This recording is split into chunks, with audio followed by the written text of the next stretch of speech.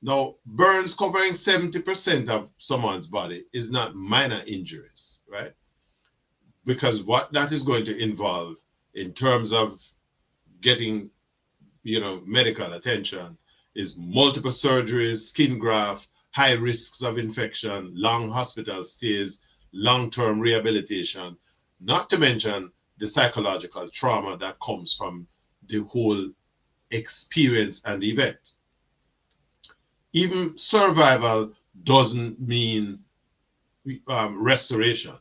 There may be permanent scarring, functional limitations, emotional damage that is definitely going to last decades. So the family's appeal for 55,000 US dollars speak not just to the severity of the injury, but also to the limitations that Jamaica have in terms of dealing with specialized burn care at a local level.